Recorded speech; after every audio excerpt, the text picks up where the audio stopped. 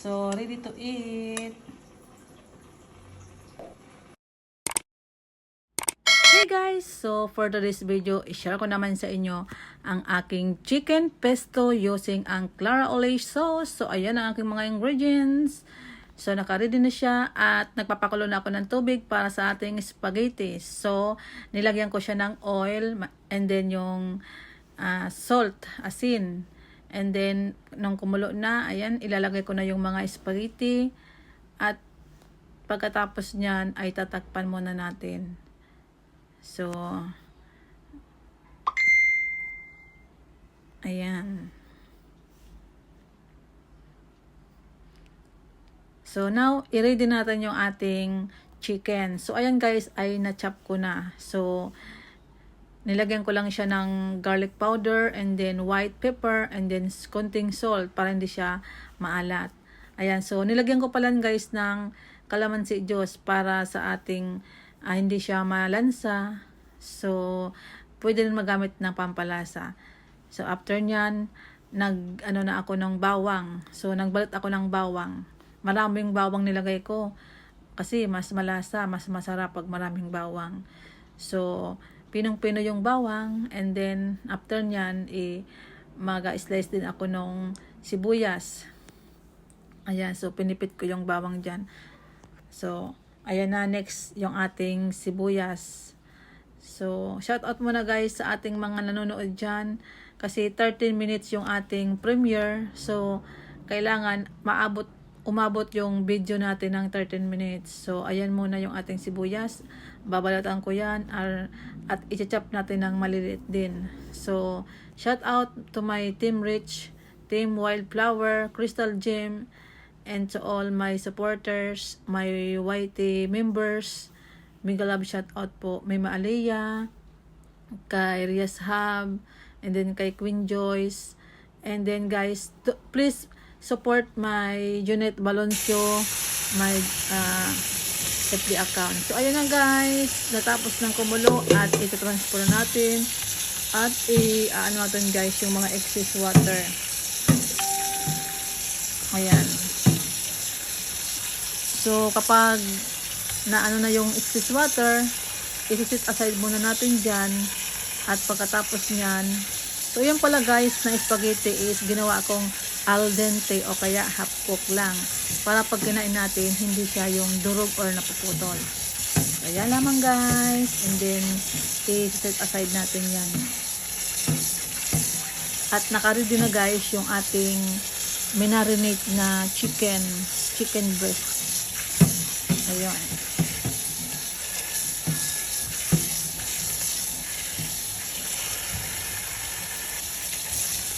So, may kasama yan guys na strawberry shake.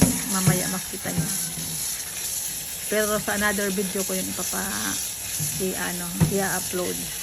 So, ayan guys. Naka-ready na yung aking wok. Naglagay ako ng butter. Ayan. So, ano natin dyan, ipa-fried natin yung chicken na minarinate natin kanina.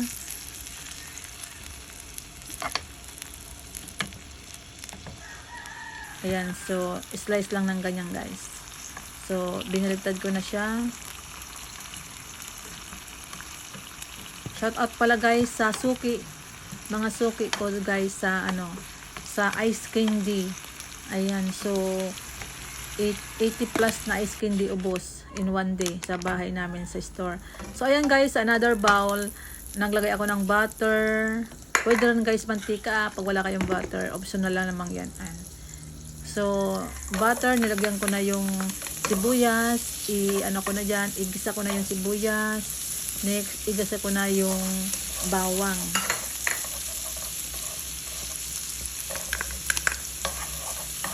Ayan, so maraming bawang, maraming sibuyas din. Ayan, so kanina, ayan, so yun yung chicken giniling natin guys, ang ginamit ko. Kasi chicken pesto ang aking title. Ayan, so pwede rin guys, maggamit kayo ng century tuna.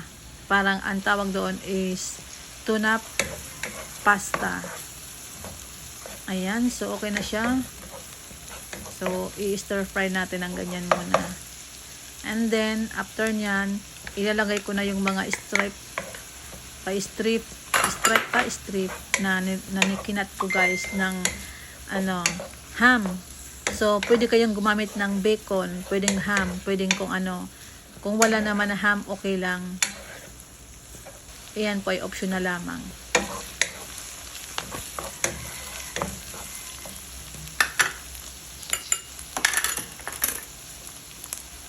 And then, yan ang yung mushroom, ilalagay ko na din. Yan, so optional guys, naglagay ako ng mushroom. Pwedeng wala, pwedeng mayroon. Ayan, so i-stir fry ko lang siya ng ganyan. And then, ayan.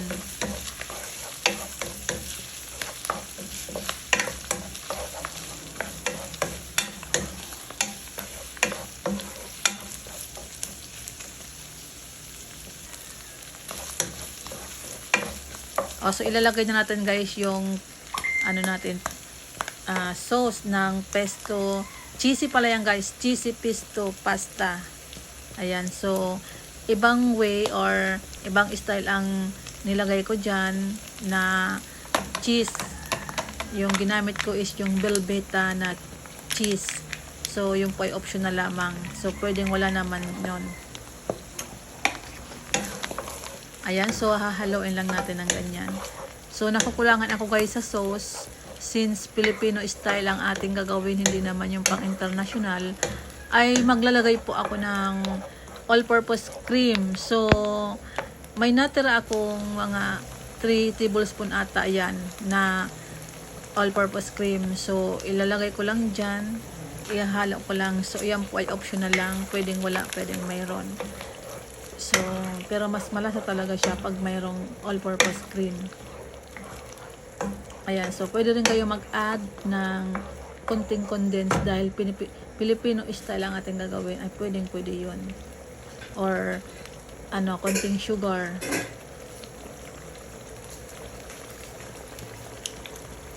So, ayan. Ilalagay na natin yung ating spaghetti. Ayan, so, hahaluin lang natin ng ganyan. So, ayun na nga. And then, after nyan, lang natin, hahaluin lang natin ng maigi. So, pwede kayo pala guys maglagay ng pampalasa. So, ang nilagay ko lang talaga dyan na pampalasa ko is konting sugar and then salt, ground black pepper, konti. Ayan, so titikman ninyo kung anong lasa. So, ayan. Malapit na yun na maluto. Ayaw natin na ma-overcook. So, inaldente nga lang yung pasta, yung niyan, para pag kinain natin is medyo masarap, hindi na yung siya, na-overcook.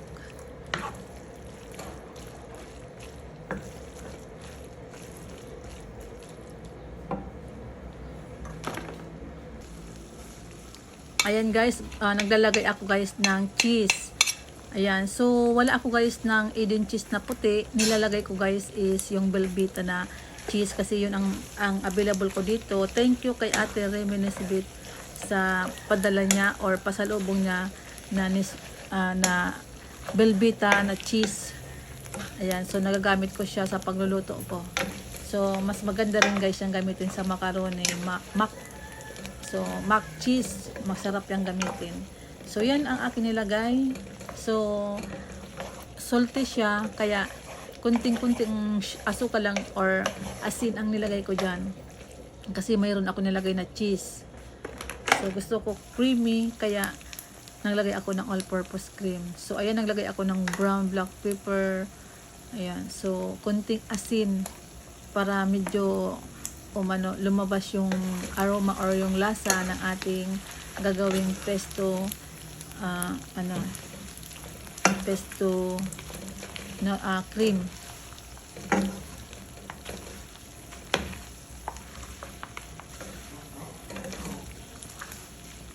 So pwede pala kayo guys gumamit ng fresh na basil leaves. So yung basil leaves guys, i-garnish ko lang yun sa ibabaw nung after nitong video na to. Pag nilagay ko na ito guys sa serving spaghetti. So okay na yan guys. ready na yan sa i-transfer natin sa serving plate. At kainan na. So shout out guys sa YouTube members ko. Don't forget guys to follow my FB page, Net Channel.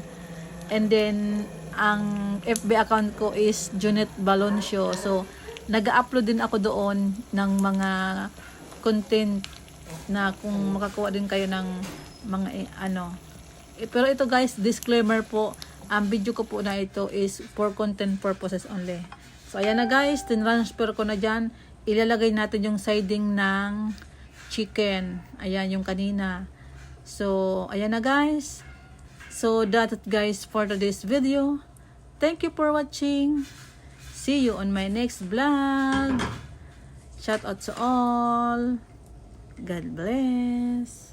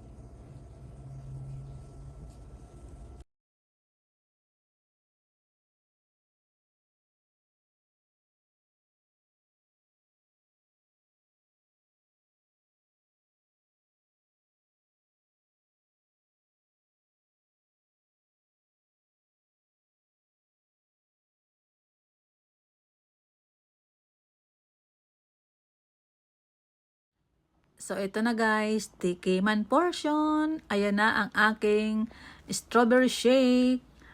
Ayan, so tamang-tama guys, yan ang ginawa ako dahil mainit ang panahon.